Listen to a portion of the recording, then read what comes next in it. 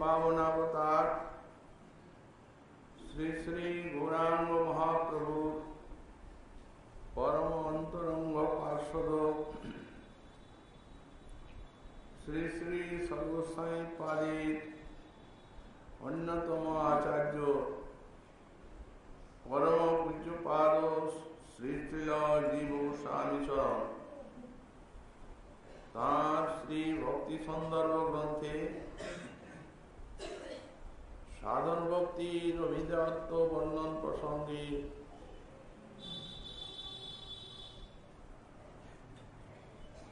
साधन भक्ति निर्गुणत्व एवं तार संस्पर्श व संबंध मात्रे ज्ञान क्रिया इत्यादि निर्गुणत्व प्रतिपादन करছেন। গোস্বামীপাদ বললেন যে তদেব অভিপ্রেত্য জ্ঞান রূপায়া ভক্তি নির্গুণত্ব মুক্তা, অর্থাৎ জ্ঞান রূপা যে ভক্তি সাধন ভক্তি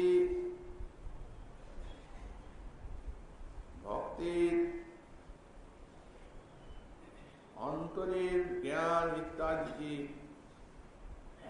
সবকে নির্গুণ করে তুলেন, সে কথা বলা হলো। এখনই ক্রিয়ার উপায়া ব্যচষ্টি, এখনই সকল ক্রিয়ার উপা ভক্তি নির্গুণতা বর্ণন করছে। প্রথমে বলছেন অস্তু তাবৎ শ্রবণ কীর্তন রূপায়া, অর্থাৎ সাধক ভক্ত যে শ্রবণ কীর্তন স্মরণ অর্চন বন্দনাদি করছেন, এ তো এই সকল ক্রিয়া যে সাক্ষাৎ নির্গুণ, এ তাবৎ অস্তু, এ কথা জুড়ে থাক। অর্থাৎ আমরা বলেছি ভগবানের সেই লাজনী এবং সম্বিত শক্তির বৃত্তি তার নির্গুণ রূপ গুণ লীলার শ্রবণ কীর্তনের ভিতরে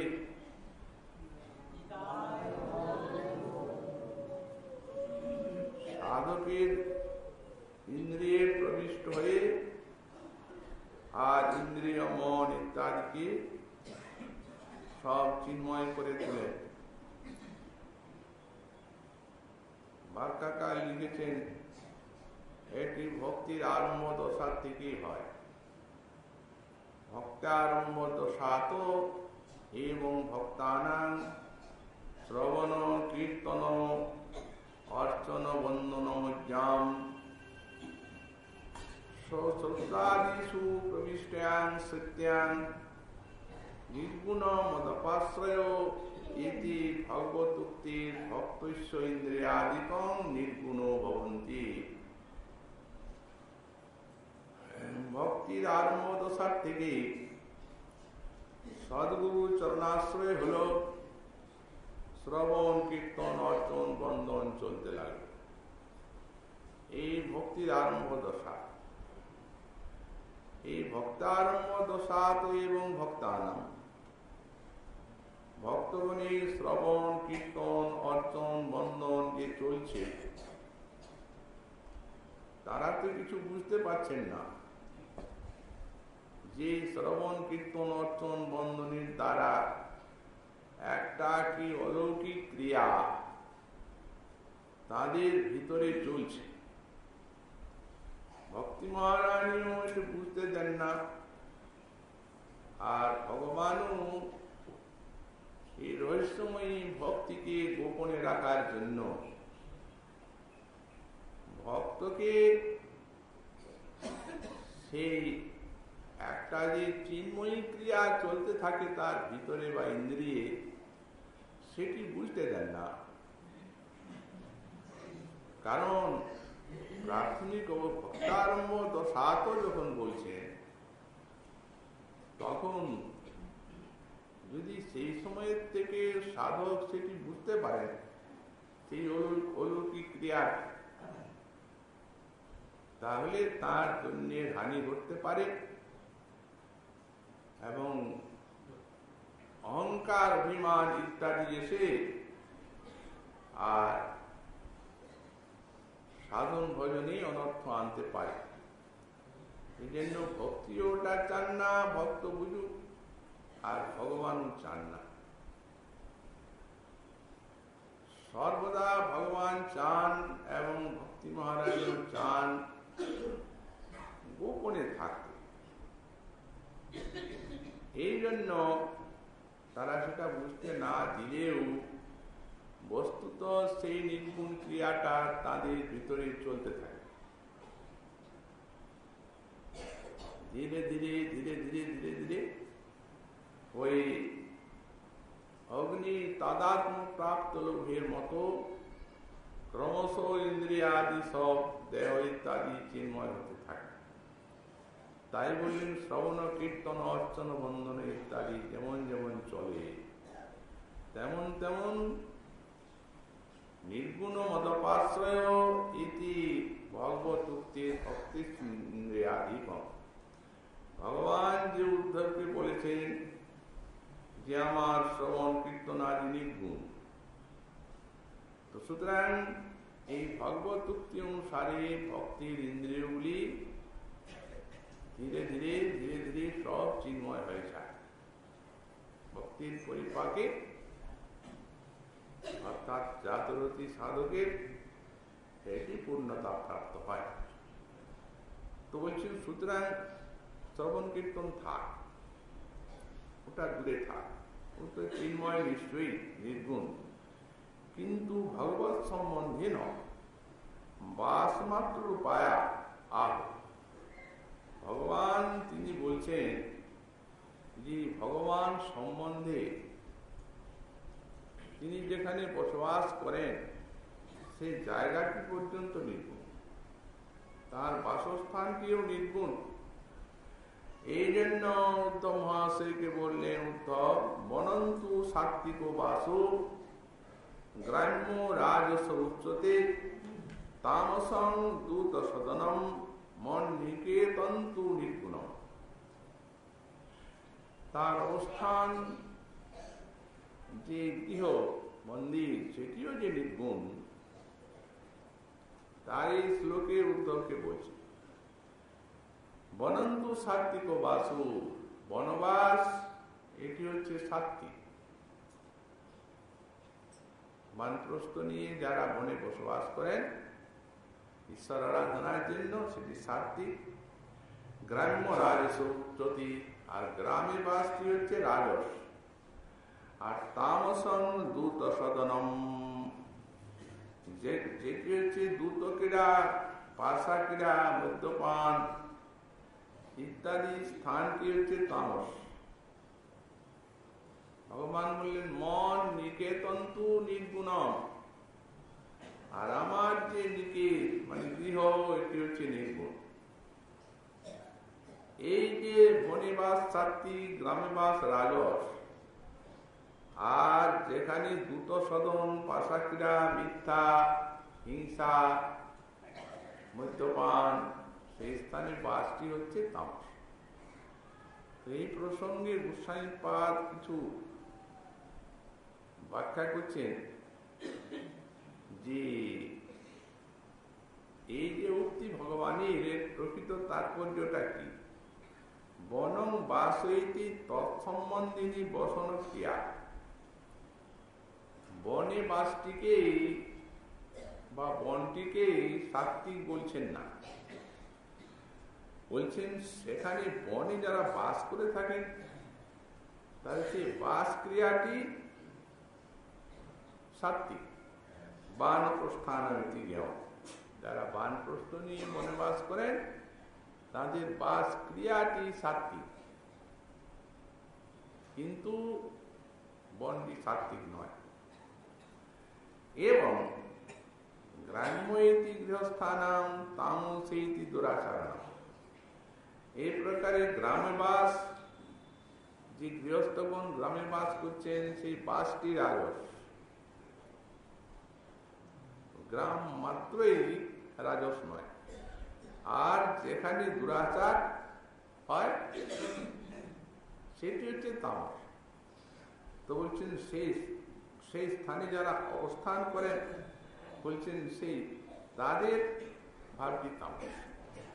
এটিকে বিশেষ করে ব্যাখ্যা করছেন, বলেন বনাদিনাং বাসেন সহায়ুর্কৃতম ইতিব একাধিকরণত্বম। অর্থাৎ একটা কথা আছে আয়ুর্ঘৃতম ইতি, তার মানে ঘৃতই আয়ু। কিন্তু ঘৃতটা কি আয়ু? ঘৃত সেবন করলে আয়ু বৃদ্ধি হয়। তো সুতরাং ঘৃতটা সেবন করলে আয়ু বৃদ্ধি হয়, তাই অবশ্যই হয়। তাই ওই আয়ুর্ঘৃতম মানে ঘৃত পান করলে যে আয়ু বৃদ্ধি হয় সেটি না বলে আয়ুর্ঘৃত এটি বলা হলো। কেন বলা হলো? বললেন ঘৃতের সঙ্গে আয়ুর একটা একাধিকরণত্ব বলা হলো। খেলে পান করলে অবশ্য আয়ু বাড়বে। তো তেমনি বনস্য বৃক্ষখণ্ড রূপস্য রজস্তম প্রাধান্যত এব। বনবাস সাত্ত্বিক বলা হচ্ছে, কিন্তু বনে বৃক্ষ থাকে, বৃক্ষখণ্ড সব। অতএব বৃক্ষখণ্ডের অবস্থান যেহেতু সেটি রাজস এবং তামস। যখন বৃক্ষসমূহ বনে থাকে তখন সেটি সাত্ত্বিক হবে কি করে? রাজস তামস এই বন। কিন্তু বিবিক্ত লক্ষণ তদীয় সাত্ত্বিক গুণস্যাপি তদ যুগল মিশ্রত্বেন গৌণত্বম। সুতরাং নির্জন বাস, সেখানে লোকজনের কোনো ভিড় নাই। তারপরে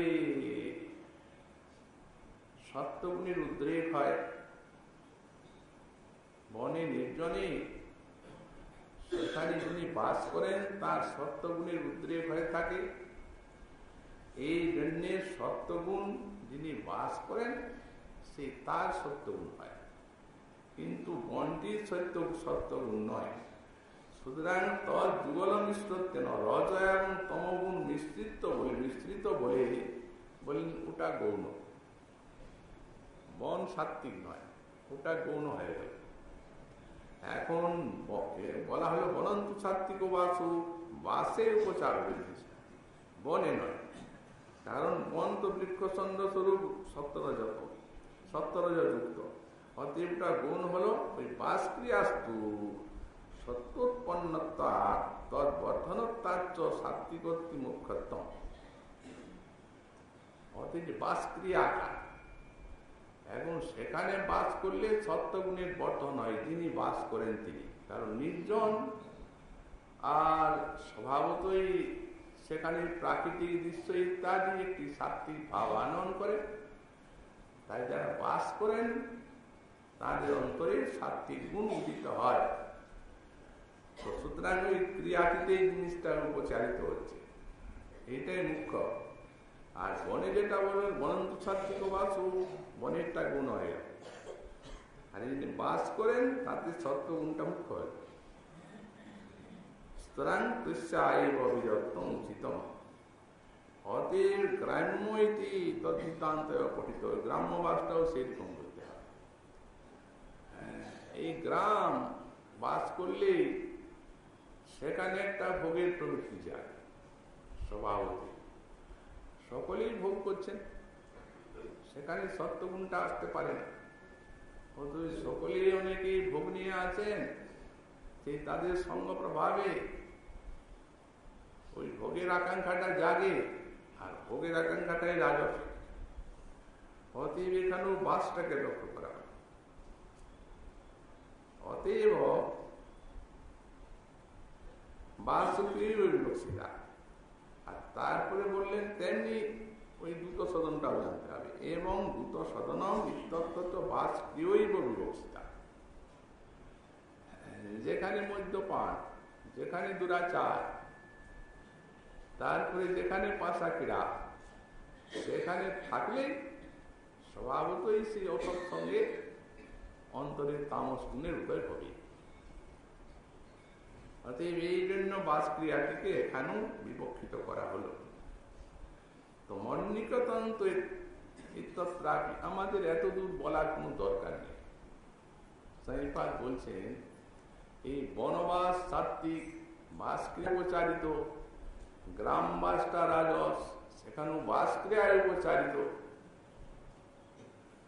দ্রুত সদনটা রাজস বলা হলো, সেখানেও বাসক্রিয়ায় হলো তামস গুণটা উপচারিত।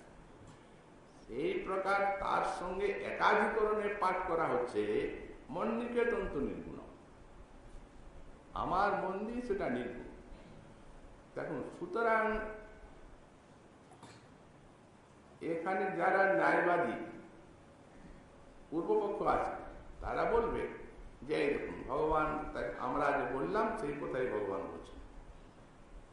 আমরা তো বলছি যে না, নির্গুণ হতে পারে, ওই ক্রিয়াটা নির্গুণ। সুতরাং এই দেখুন সেইটাই এলো এখানেও, যারা ভগবত মন্দিরটা নির্গুণ নয়, সেই মন্দিরে যারা বাস করেন তারা নির্গুণ হয়ে যায়।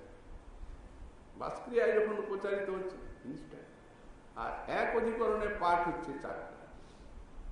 সুতরাং সেইগুলির মতো ভগবত নিকেতন যেটা মন্দির সেটা নির্গুণ না, যারা বাস করেন এই বাসটা নির্গুণ। এই তথ্যটা হবে। বললেন কিন্তু এটা কিন্তু আলাদা, ওইভাবে এর ব্যাখ্যা করলে চলবে, অনেক অসঙ্গতি তাতে আছে। ভগবত সম্বন্ধ মাহাত্মেন নিকটস্যাপি নির্গুণত্বম ভাবে স্পর্শমণি ন্যায়। ভগবান তো বাস করছেন, অতএব ভগবান বাস করলে সে স্থান নির্গুণ হবে না কেন? ওরা বলছে কেন হবে? ভগবান নির্গুণ, ঠিক আছে, ইট পাথরগুলিও নির্গুণ। ঘরটা যেটা মন্দির সেটা তো ইট পাথর দিয়ে তৈরি, তো ইট পাথরগুলি কি করে নির্গুণ হলো? মন্দিরটা নির্গুণ হবে? বলছেন এটি হচ্ছে ভগবত মাহাত্ম্যে, ভগবানের সম্পর্ক তো পাচ্ছেন মন্দিরটা, অতএব ভগবত সম্বন্ধ, সেই ভগবত সম্বন্ধে যে মাহাত্ম্য আছে সেই মাহাত্ম্যে স্পর্শমণি ন্যায়েন নির্গুণত্বম করবে। যেমন লৌহ স্পর্শমণি স্পর্শে সে সুবর্ণ হয়ে যাচ্ছে, তেমনি মন্দিরটি ভগবান বাস করছেন তো, অতএব মন্দিরটি নির্গুণ হয়ে যাচ্ছে। স্পর্শমণি ন্যায় তারি সত্যন্তু তারিস ভক্ত চক্ষুভি দেব উপলব্ধত্বম। আমরা তো তা উপলব্ধি করতে পারি না যে ভগবানের মন্দির, ভগবান বাস করছেন, তাই বলে মন্দিরটিও নির্গুণ হয়ে গেল। মন্দির তো জড়েই আছে, দেখা যায় যেমন তৈরি হয়েছে সেইভাবেই আছে, ভেঙেও যায়, নষ্ট হয়, আবার সারানো হয়, আবার নির্গুণ কোথায়? যদি এই রূপ কেউ মনে করেন তো বলছেন ভক্তি চক্ষুতে সেটা দৃশ্য হয়। কারণ ভগবান তো সততই তাঁর ভক্তি মহারানীর প্রভাবটিকে সকলের নয়নে ফুটিয়ে তুলেন না। এটা একটা উৎপাতের সৃষ্টি হতে পারে। যারা অনধিকারী তারাও এই ভজন করবে, ভক্তিতে হাত দেবে। বস্তুত ভক্তির যে একটা ভবিষ্যত্ব আছে, বা ভক্তগণ সবার সঙ্গে মিশিয়ে আর যে আনন্দে ভক্তি রসমাধুরী আস্বাদন করছেন, এইটি আর থাকবে না। কিন্তু ভক্তি চক্ষুতে তা দেখা যায় উপলব্ধ কম।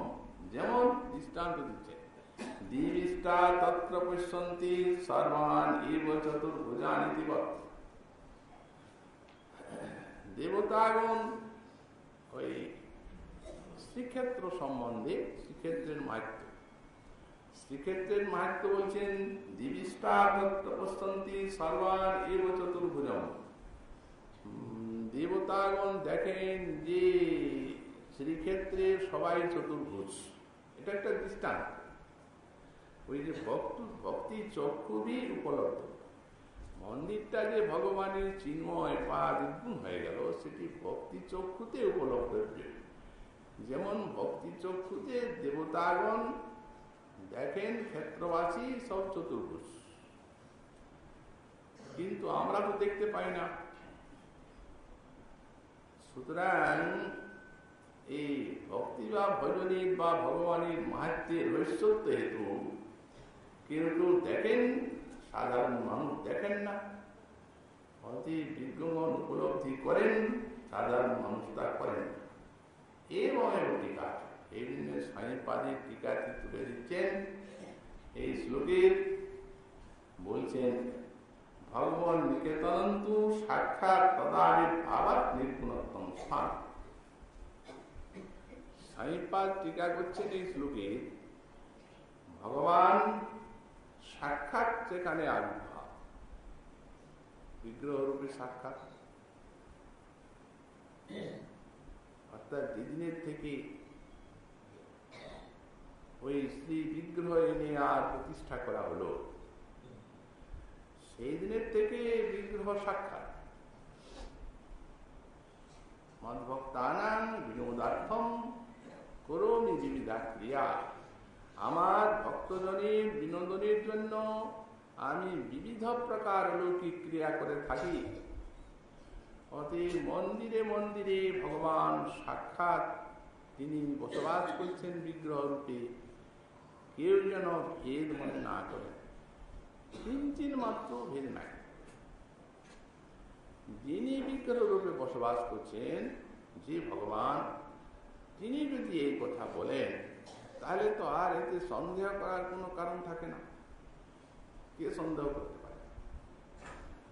এই যে বিগ্রহের মহিমা, বিগ্রহ যে সাক্ষাৎ, দেখছি আমরা কথা বলছেন না, চলাফেরা করছেন না, সাক্ষাৎ ভোজনও করছেন না, অর্থাৎ সাক্ষাতের মতো কোনো প্রকার বিগ্রহের সাড়া পাওয়া যাচ্ছে না।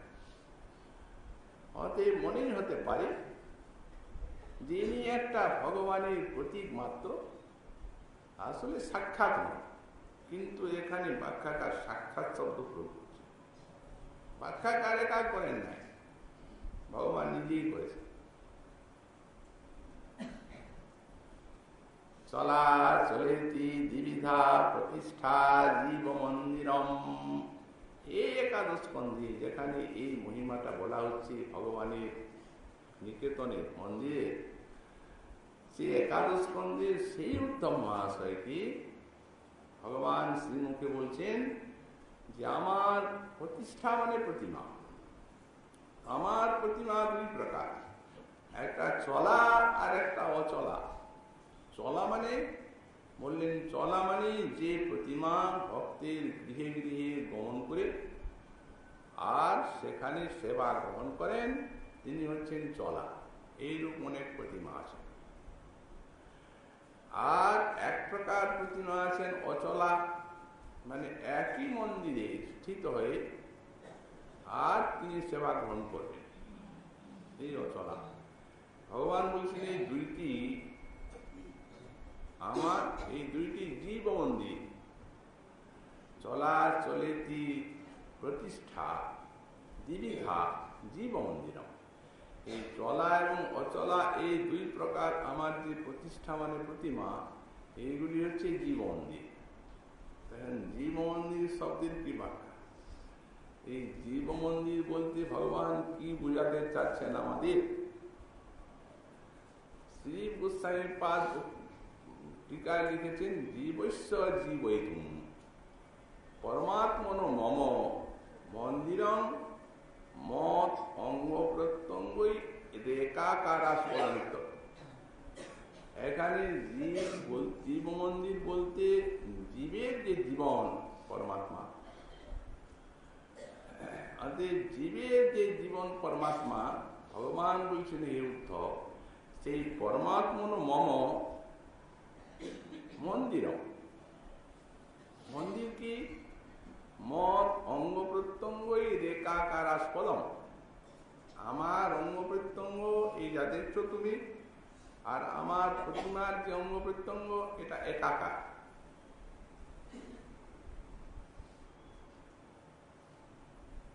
ভক্তের জন্য অলৌকিক ক্রিয়া করছে। মন্দিরে মন্দিরে সাক্ষাৎ অবস্থান করে আর ভক্তির প্রদত্ত উপচার সাক্ষাৎ গ্রহণ করছে। এই তো ভক্তির প্রভাব।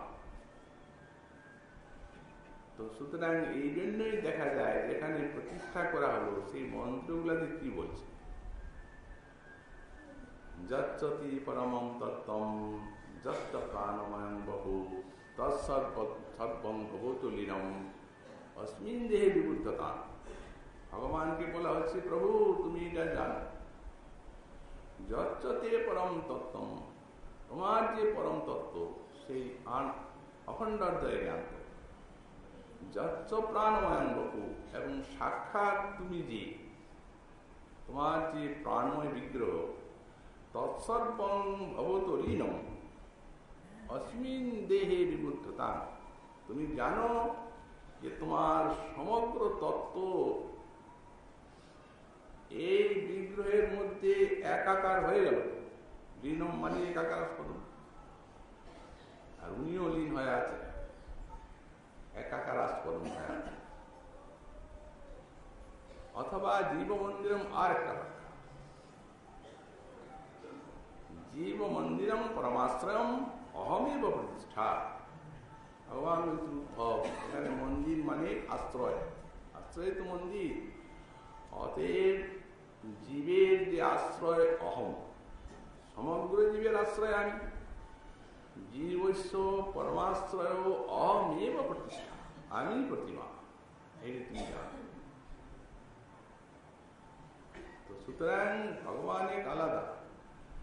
এই যে প্রতিমা সেবা ভক্ত করছে, এই প্রতিমা সেবার ফলে ভগবান প্রসন্ন হবে। তারপরে সাক্ষাৎ রূপে ভগবানকে পাবেন এরকম না। এই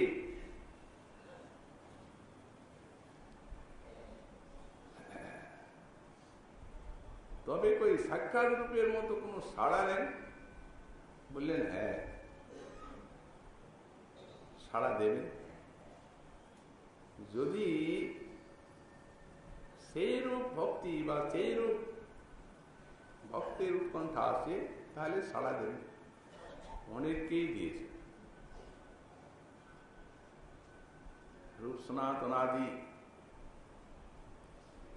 তাদের সঙ্গে কথা বলেছেন, বিগ্রহ রূপে তাদের সেবা নিয়েছেন। আচ্ছা, এখানে একটা পূর্বপক্ষ তুলছেন গোস্বামী, বললেন তবে যে শাস্ত্রে দেখা যায় প্রতিমা প্রতিষ্ঠা মন্দবুদ্ধি না। আমরা তো ব্যাখ্যা করি এটা, যে যখন বলছেন প্রতিমা মন্দবুদ্ধি না, তখন যতদিন পর্যন্ত না ভক্তের বুদ্ধি পরিপক্ক হয়, মানে প্রথম যে ভূমিকায় থাকে ভক্তির আরম্ভ দশা, তখন ভক্তি বিষয়গত জ্ঞান নাই, ভজন বিষয়গত জ্ঞান নাই, তখন প্রতিমা পূজা করবে। আর তারপরে প্রতিমা পূজা করে ধীরে ধীরে যখন জ্ঞান পরিপক্ক হবে, একটু উন্নত ভজনের দশায় আরোহণ করবে, তখন আর ওটার দরকার। এটা আর কি সমাধান? প্রতিষ্ঠা মন্দ বুদ্ধি না। তো গোস্বামী পারবেন প্রতিষ্ঠা মন্দ বুদ্ধি না অপি, এইটি জানতে হবে। প্রতিষ্ঠা মন্দ বুদ্ধি নাং এব নয়, প্রতিষ্ঠা মন্দ বুদ্ধি নাং অপি, অর্থাৎ প্রথম অবস্থার থেকে সাধককে এই প্রতিমা পূজা করতে হবে। কেউ যেন না বলেন যে যখন আমাদের কাছে উনি সাড়া দিচ্ছেন না, তখন সেই রকম যখন ভূমিকায় যাব সেই সময় প্রতিমা পূজা বলেন না। মন্দ বুদ্ধি প্রথম অবস্থা থেকেই করতে হয়। যদি কেউ বলেন যে মন্দবুদ্ধি না আপনি বলছেন অপি, কিন্তু আমরা যদি বলি সেখানে যে এবং, তার উত্তরে আর কি সমাধান করতে পারে না। তখন বলছেন অম্বরী সাহায্যী প্রতিমা পূজা করেছে। ওনার কি প্রথম ভূমিকা? সাক্ষাৎ ভগবানের পার্শ্বদ হয়ে গেছেন তিনি। বৈকুণ্ঠদেব বললেন নিজে যে নামাত্মা নমা শাসে মদভক্তই সাধুবিদ না, অম্বরীশকে লক্ষ্য করতে। তাহলে এটা কোন ভূমিকা? কিন্তু তার যে ভজন তাতে দেখা যায় যে তিনি ঠাকুরের মন্দিরটা পর্যন্ত নিজে মার্জন করছেন। সবাই মানো কৃষ্ণ পদার বিন্দু বচাংসি বৈকুণ্ঠ গুণান বর্ণনে করো হরের মন্দির মার্জন আদিসু। এই নিজের হাতে মন্দিরটাও মার্জন করছেন এত বড় রাজা। পূজা করছেন না করুন, কিন্তু মন্দির মার্জন তো অন্যজন করতে পারে। পৃথিবী তিনি নিজের হাতে। নৃসিংহ পুরাণী গোস্বামীর পাদ বললেন দেখা যায় যে ব্রহ্মাও প্রতিমা পুজো করেন। তিনি তো আদি ভক্ত আমাদের সম্প্রদায়।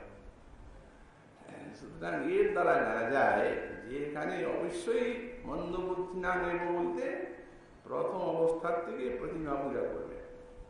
মন্দবুদ্ধি নাম অপি নতু এবং, তাহলে ওইগুলা সামঞ্জস্য করা যাবে।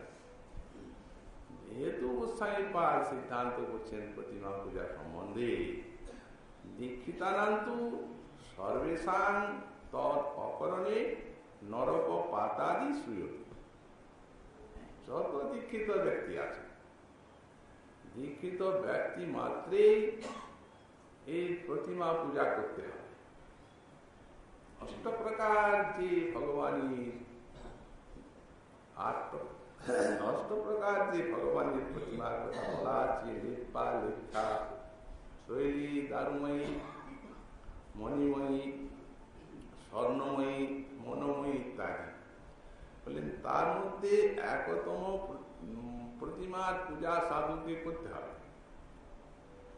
যদি না করেন অকরণে নরক পাতাদি শুরু।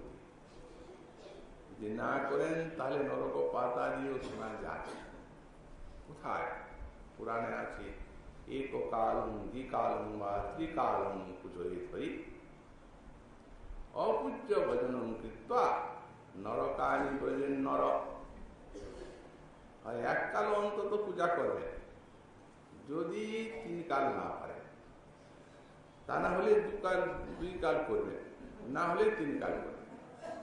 এক কালং দ্বিকালং বা ত্রিকালং পুজোরিত হই। যদি অপূজ্য ভজন কৃত্তা, যদি পূজা না করে ভজন করেন নরকানি ব্রজেন নর, তাহলে সেই মানব নরকে যাবে। এত বড় কর্তব্যের কথা বলা। তো সুতরাং এই প্রতিমা সাক্ষাৎ ভগবানের বিগ্রহ অবস্থান করছেন। যখন ভক্তির তাদিশ ভক্তি নিষ্ঠা আসবে তখন দর্শন দেবে।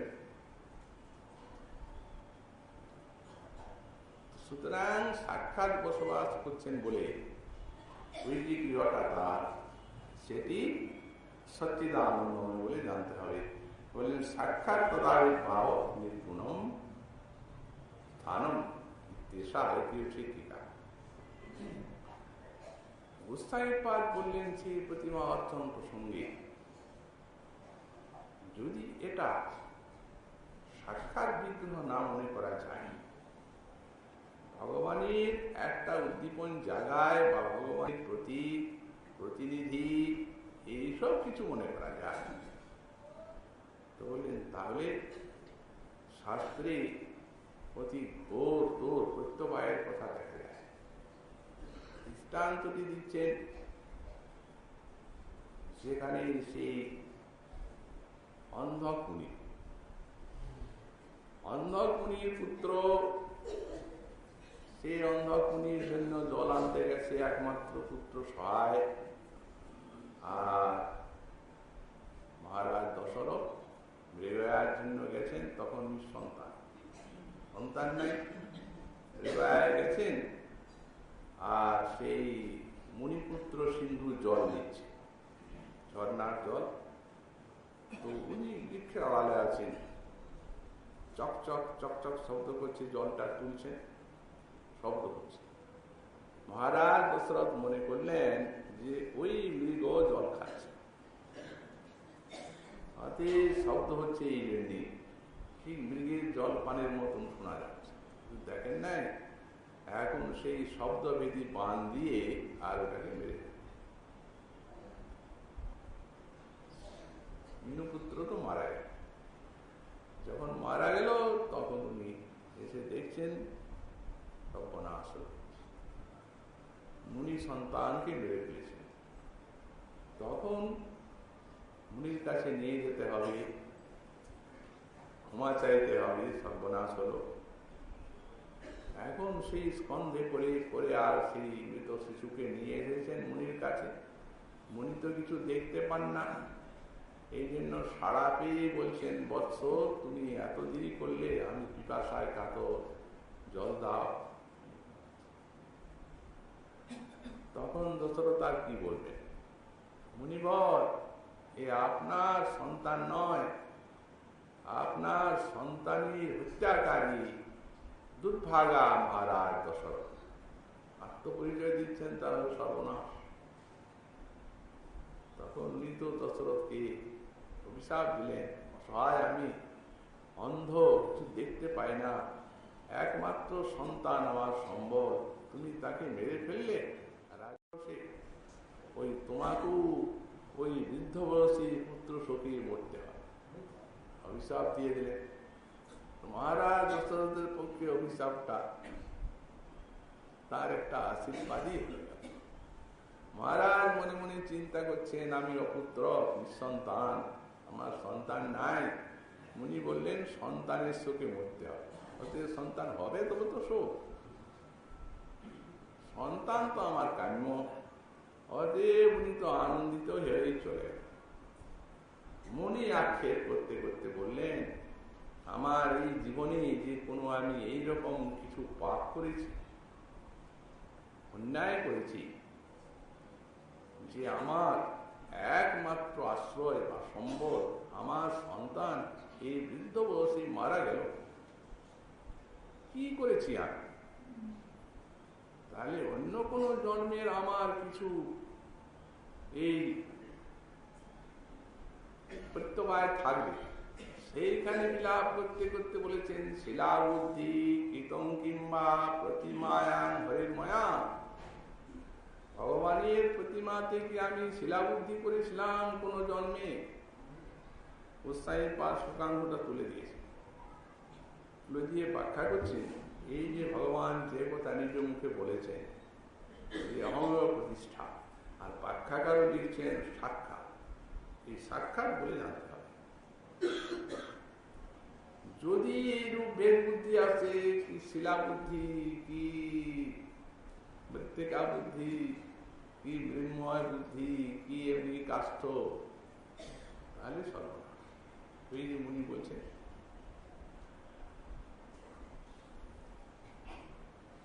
এইটা ভগবানের ছাড়।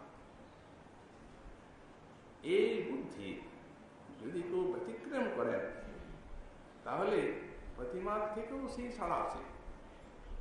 যেমন তার দৃষ্টান্ত আমরা একটা পেয়েছি, যেখানে মহাপুরুষ সেই জগন্নাথের অনবসরে যেতেন, সেই আলাদা নারায়ণ মূর্তি, ওখানে উনি জগন্নাথের অনবসর হলো তো আলালনাথে চলে গেলেন। আলালনাথে তিনি একটা কিছু পেয়েছিলেন নিশ্চয়ই, তাহলে একেবারে পুরীর থেকে অত দূরে আলালনাথে যাবেন, ওই জিনিসটাই পেয়েছিলেন। ওনার বিগ্রহের মধ্যে ওই প্রতিমান তুমি সাক্ষাৎ ব্রজেন্দ্রানন্দ, ওইটা আছে, ওইটার একটা প্রমাণ আছে। বৈষ্ণব ইতিহাস বলেন যে ওটা দাক্ষিণাত্যে ছিলেন তিনি, সেই নারায়ণ মূর্তি আলালনাথ। কুমা ব্রাহ্মণেরা দ্বাদশ ঘর পালা করে ওর সেবা করতেন। এখন তারপরে সেই সেবা করতে করতে একজনের পালাতো, একজনের সেবা করলো, এক ব্রাহ্মণের। তখন ওনার একটা কার্যান্তরে যাওয়ার প্রয়োজন পড়ল অন্যত্র। তখন সন্তান, তার ছেলে, ওই ওকে পূজার পার্টি দিয়ে গেলেন। পৈতালয়টা হয়েছে ব্রাহ্মণের ছেলে পূজা করবে। গৃহিণীকে বললেন, খোকাকে এই বউটা লাগা করাবে, আমি তো এখন কয়েকদিন বাইরে আমাকে থাকতে হবে, পুজোটা করে যেন বউ লাগিয়ে দেয়, রান্না করে দেবে। এখন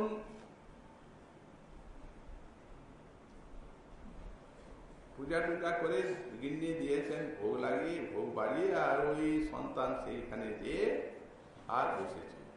কপাট বন্ধ করে ভোগ লাগাবি, খাও ঠাকুর, নাবো, বাসন টাসন দেওয়া। ঠাকুর আর নামছে, কি আজ বাবা বাড়ি নাই, বাবা রাতেই খাবে, আমি ছেলে বলে অজ্ঞান বলে কি তুমি খাবে না? খাও। ঠাকুর চুপ করে আছে। ঠাকুর আজ বাবা নাই এমনটি কিন্তু করবে না, দেখো না খেয়ে থাকবে, ভয়ঙ্কর দুঃখ হবে আমাদের, খাও। ঠাকুর আসছে না। শেষকালে ছেলে তো একবারে, একটা সেই শশা কলা কাটার ছুরি ছিল, শশা কলা আমানি, এই ছুরিটা নিয়ে, দেখো ঠাকুর যদি না খাও প্রাণত্যাগ করে। কেউ বলতে পারেন ও বাচ্চা মানুষ, অত জ্ঞান নাই, ও জানে না। বাচ্চারা বেশি জানে, এটা জ্ঞানের উপর আস্থা। কত কত জন্ম সে সাধনা করেছে, সাধনা করে আর সেই সাধনায় সিদ্ধি পেয়ে প্রতিমান হও তুমি সাক্ষাৎ ব্রজেন্দ্র নন্দন। এই যে একটা নিঃসংশয় তার সাক্ষাৎ বুদ্ধি, সেটা তার অন্তরে আছে। ও যে প্রতিমা খায় না, বা রোজ ছেলে দেখছে প্রসাদ নিয়ে যাচ্ছে, কোথার থেকে? শেষকালে আর কি করবেন তিনি? খেলেন, সব চেটে পুষে, তা নাহলে মা বকবে, একটা রাখতে পারে। সবকে খেয়ে ফেলেছেন ঠাকুর, আবার হাতটা ধুয়ে, ওমা ঠাকুরের খাওয়া হয়ে গেছে, বাসনটা নিয়ে যাও। মা এসে দেখছেন প্রসাদ নাই। এই প্রসাদটা কি হলো, খালি নাকি? কুকুর বেড়ালকে খাওয়ালি, সব বনা মা অপরাধ হয়ে গেল। কি হলো, প্রসাদ আবার আমরা খাই, তখন থাকে নাকি? ঠাকুর খেয়েছে তো আবার থাকবে কি? খেলো তো আমার সামনে, কিন্তু গৃহিণী কি ওটা বিশ্বাস করবেন? উনি জায়গাটা লেফটে যখন করলেন, বলে কিছু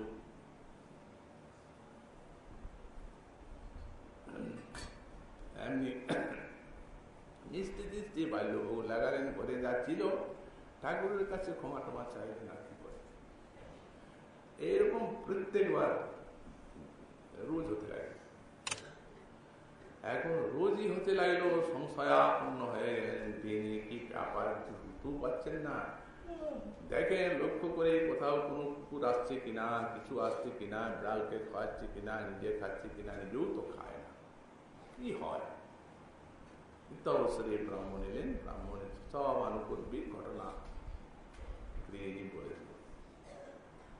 ব্রাহ্মণ বললেন, তুমি জানো না ও বেটা নিজে খায়, আজ আমি ওকে ধরবো, তুমি বলবে না যে আমি এসে গেছি, চুপ ও লাগা, আমি ওই পুনে লুকিয়ে আছি।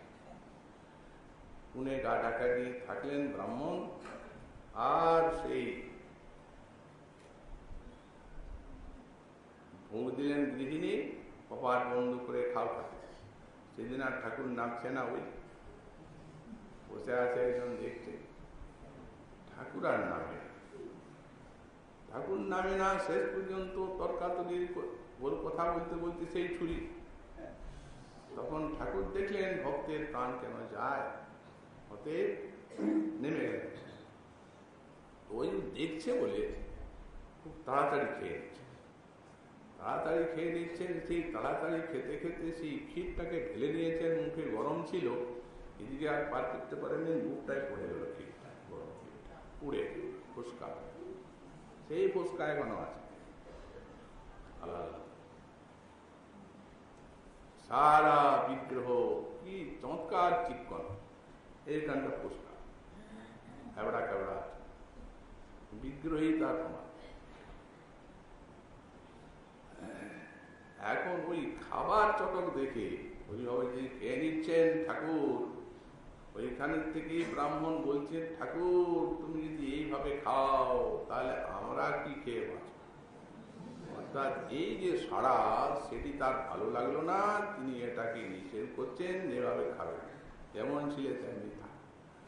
তখন উনি বললেন যে এই আমার ভক্তকে এখানে আর আমি রাখবো না, একে নিয়ে চললাম, আর তুমি এই দ্বাদশ ঘর যে তোমাদের কুমা ব্রাহ্মণ আর আমার সেবা পাবে না, সব নাশ হয়ে যাবে। সুতরাং এটা না সাক্ষাৎ এই জিনিসটা না করবার উপায় নেই, তার অনেক প্রমাণ আছে।